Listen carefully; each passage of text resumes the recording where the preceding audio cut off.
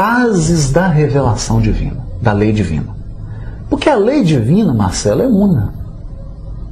É una. Se nós tomarmos o Livro dos Espíritos, no capítulo, terceira parte das leis morais, a última lei é a lei de justiça, vírgula, de amor e caridade. Mas lei está no singular. É verdade. Está no singular. Porque a lei divina não é só justiça, não é só amor, não é só caridade. Ela é una. Então nós aprendemos com a doutrina espírita que o amor, a misericórdia e o perdão fazem parte da lei de justiça divina. A justiça divina engloba inclusive o amor e o perdão. É uma lei. Mas nós não tem como, não havia como, seria, digamos, uma falha pedagógica se a espiritualidade trouxesse toda a lei de pronto, de uma vez só. Então divide-se em etapa. Tivemos um primeiro estágio da revelação da lei divina, onde as bases da lei divina são trazidas por Moisés e por outros missionários que encarnaram na nação hebraica. Depois temos a figura central de Jesus, que é o governador espiritual do orbe, revelando aqueles aspectos centrais da lei divina, que é o amor, a misericórdia, o perdão, a bondade. E depois a doutrina espírita, trazendo aí uma terceira fase. Agora uma abordagem no sentido da reflexão, do entendimento, da meditação sobre a lei divina. É como se nós agora tivéssemos maturidade intelectual para refletirmos sobre a lei divina. Para perscrutar um pouco mais, né? Para entrar mesmo a fundo. Então são fases. E à medida que a evolução vai prosseguindo, nós vamos alcançando outros aspectos também da lei divina. Porque a lei divina é inesgotável, como o próprio Deus. Ou seja, nem tudo está revelado. Nem tudo. Tem muito ainda para a gente saber. É o que nós falamos, essas etapas que nos conduzem a Deus. Porque se nós chegássemos em Deus, seríamos como Ele. Isso é impossível. Só Deus é perfeição absoluta, só Deus é bondade absoluta, só Deus é amor absoluto. Nós sempre estamos em jornada. Sempre estamos no caminho que conduz a Deus.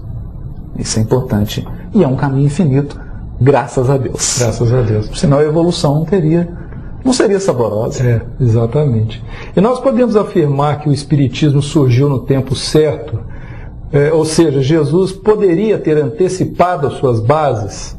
Jesus, como governador espiritual do orbe, investido de responsabilidades que nós não somos nem capazes de avaliar, evidentemente, com a permissão do próprio Deus, poderia alterar o planejamento.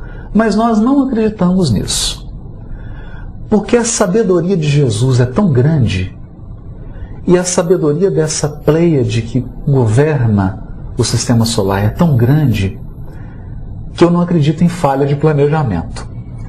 E eu me recordo, Marcelo, de ter lido no Brasil, Coração do Mundo, Pátria do Evangelho, uma frase que é uma palestra que Ismael dá para alguns espíritos que iriam reencarnar na França e posteriormente no Brasil com a missão de desenvolver o espiritismo. E ele cita uma frase, eu gostaria de pedir permissão para ler essa frase. É uma frase pequena. Isso está... Essa reunião de Ismael com esses espíritos, e um desses espíritos era Bezerra de Menezes. Ele acabaria se reencarnando no Brasil e tendo o nome de Bezerra de Menezes. Essa reunião se deu por volta de 1822, 1827. Ismael inicia a reunião dizendo o seguinte: irmãos, expôs ele, o século atual, como sabeis, vai ser assinalado pelo advento do Consolador à face da terra. Nestes 100 anos se efetuarão os grandes movimentos preparatórios dos outros 100 anos que hão de vir. Bom, aqui eu fiquei curioso. Porque a doutrina, Kardec codifica, o Livro dos Espíritos sai em 1857. Se você coloca 100 anos, que são 100 anos preparatórios, dá 1957. Se você adiciona mais 100, nós temos 2057, que é a data colocada por Emmanuel, numa entrevista, em que o Chico, perguntam para o Chico, em que ano mais ou menos se iniciariam, né, os movimentos do mundo de regeneração. Iniciaria. Que seria a próxima etapa evolutiva, né, do planeta.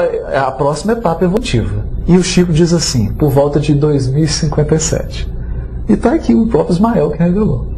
Então, nós teremos 100 anos preparatórios, e depois outros 100, que é o que nós estamos vivendo agora. Nós estamos nessa segunda etapa de 100 anos, preparando o terreno para o mundo de regeneração, para que o mundo de regeneração se inicie como uma semente, né?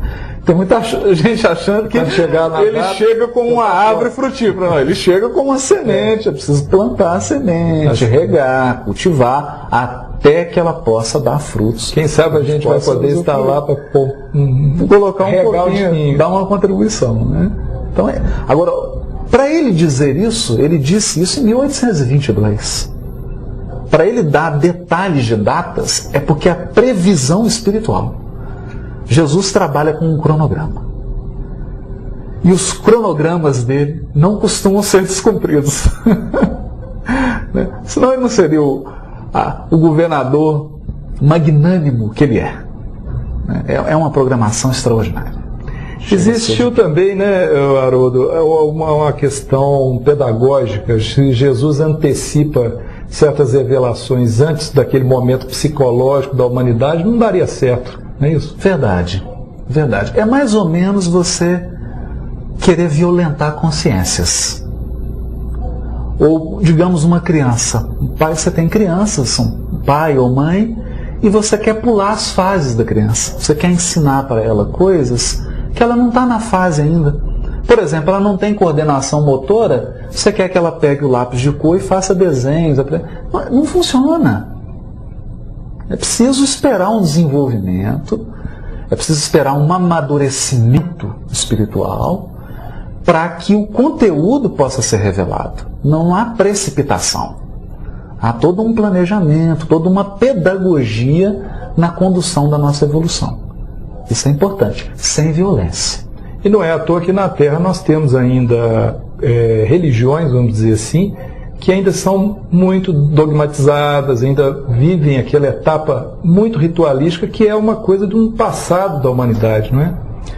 Eu gosto de pensar nessas religiões, sobretudo essas que são bastante fundamentalistas, muito rígidas, que exercem um controle, quase que um massacre sobre a criatura, como aqueles filtros de aperfeiçoamento que a bondade de Jesus permite que permaneçam.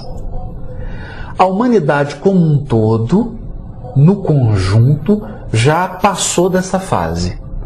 Mas algumas criaturas ainda necessitam desses filtros, desse policiamento, desse tipo de pedagogia, para que eles possam retomar o seu caminho evolutivo. Eu comparo mais ou menos a uma pena que você impõe a alguém que comete um crime. É como se fosse uma parada na vida daquela pessoa. Você o obriga a recolher-se, o obriga às vezes a ir para uma cadeia, e é um momento em que ele vai precisar parar. Dar uma pausa, refletir, evitando primeiro comprometimentos maiores e evitando que ele gere um prejuízo que fuja do controle.